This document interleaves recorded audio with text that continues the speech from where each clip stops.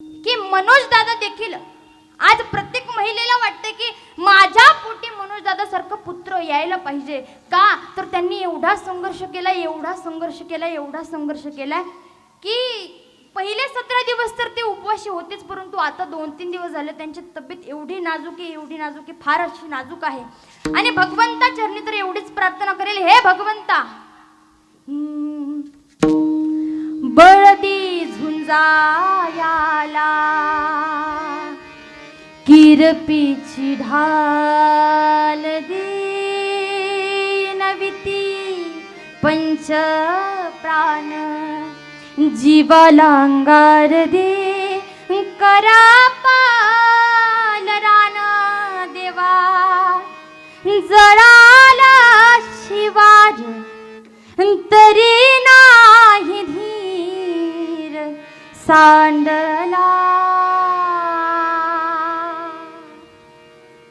खेळ मांडला देवा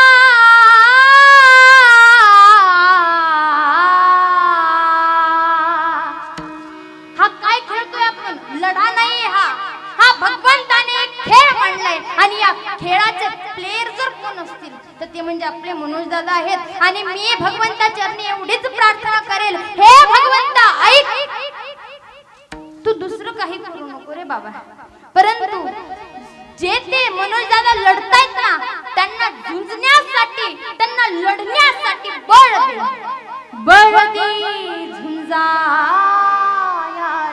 आणि हे भगवंता तुला जर कुठले शस्त्र त्यांना द्यायचं असेल तर किरपीची ढाल दे, तू त्यांच्यावरती कृपा कर. आणि ज्या वेळेस तू त्यांच्यावरती कृपा करशील त्यावेळेस खऱ्या अर्थानं त्यांच्यापाशी एक ढाल असेल. बळदी झुंजायाला किरपीची ढाल दे इनविती पंच प्राण. हे भगवंता या पंच प्राणांना मी तुला विनवणी करत आहे, तू काय कर तर त्या आमच्या बापाच्या, आज त्यांना खरं तर मनोज जरांगे पाटील म्हटलंच नाही पाहिजे, मी तर असं म्हणेल की सकल मराठा समाजाला एकत्र करणारे, अर्थात या सकल मराठा समाजाचे बाप जर कोण असेल तर ते म्हणजे आज मनोज जरांगे पाटील. म्हणून मी भगवंताला म्हणेल, हे भगवंता आमच्या बाबाची तू काळजी घे, अर्थात त्यांना लढायला बळ दे, त्यांना तुझ्या कृपेची ढाल दे.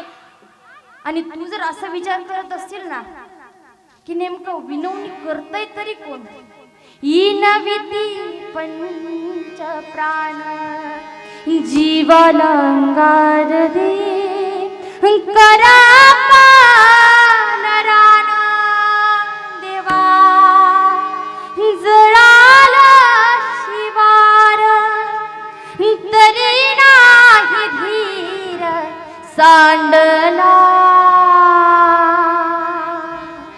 खेळ मांडला खेळ मांडला देवा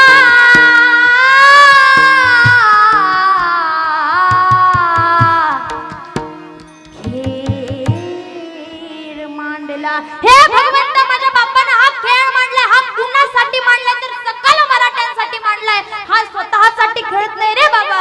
म्हणून तू खंबीरपणे त्यांच्या पाठीशी उभा राह. हे भगवंता तुझी ती सेवा करत आहेत, परंतु कशी सेवा करत आहेत तर निस्सीम मनाने सेवा करतायत, कशी सेवा करतायत तर खरी सेवा करतायत. आणि म्हणूनच तुझी जबाबदारी आहे त्यांची काळजी घेणं. आणि त्यावेळेस जगद्गुरु तुकोबाराय म्हणतात, तुम्ही चिंता करू नका,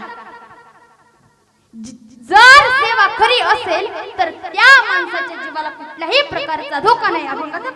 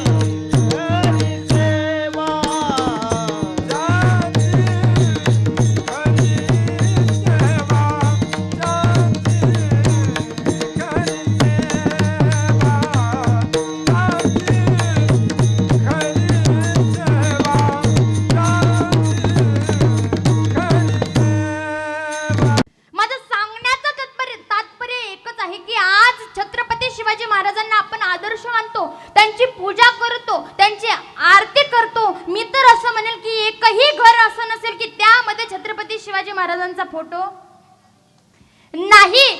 अगदी त्यांची एवढी ख्याती का झाली, ते एवढे मोठे का झाले, तर त्यांच्यावरती संस्कार तसे होते. बघा, या महाराष्ट्राची एक नियम आहे. तो नियम असा की या देशाला किंवा या महाराष्ट्राला 3 शूर आहेत आणि 3 क्रूर आहेत. तुम्ही म्हणाल ताई असं कसं, तर ऐका. 3 सजावत देश को, सती संत और शूर. 3 लजावत देश को, कपटी कायर क्रूर. आपल्याला दुसरीकडे जायचंच नाही. मी तुम्हाला पहिलंच सांगणार आहे, या महाराष्ट्राची शान आहे 3 सजावत देश को, सती संत और शूर. सती म्हणजे महिला मंडळ. तुम्ही बर का, सगळ्यात प्रथमतः तुम्हाला का दिलंय बघा. स्त्री शक्ती ही कमी शक्ती, स्त्री शक्ती ही लहान नाही.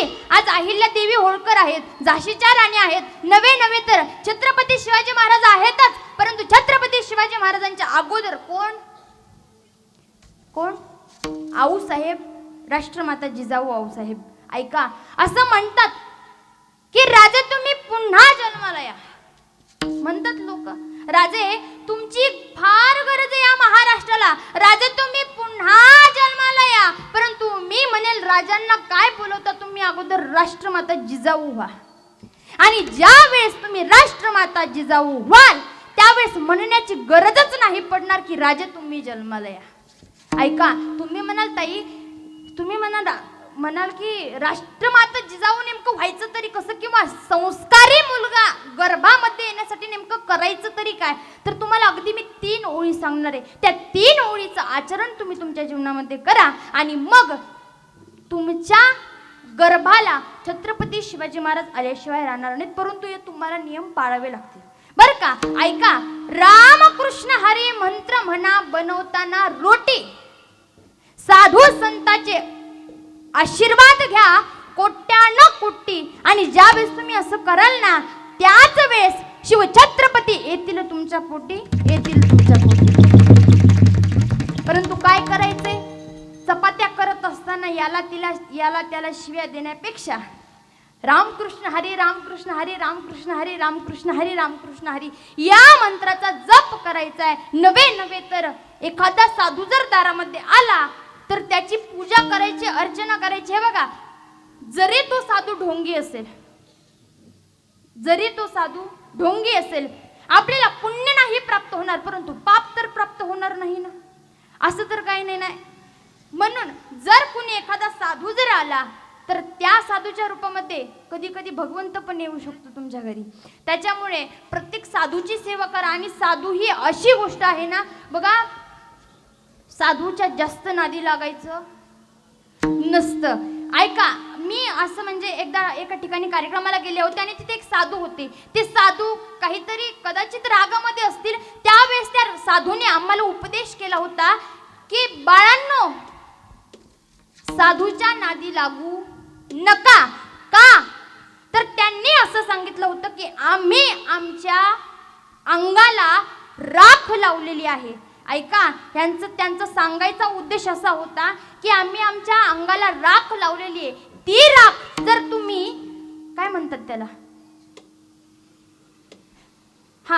म्हणजे ती राख जर तुम्ही उदी म्हणून कंपाळावरती चढवली तर तुमचं कल्याण झाल्याशिवाय राहणार नाही. परंतु त्या राखेला तुम्ही जर त्या राखीची निंदा केली, तुम्ही जर साधूची निंदा केली तर तुमच्या जीवनाची राख रांगोळी झाल्याशिवाय राहणार नाही. म्हणून साधू हे अत्यंत महत्वाचे आहेत. साधूंचे आशीर्वाद तुम्ही कोट्यांनी कोटी घ्या. आणि ज्या वेळेस तुम्ही असं कराल त्यावेळेस छत्रपती शिवाजी महाराज तुमच्या पोटी येतील. मी सांगत होते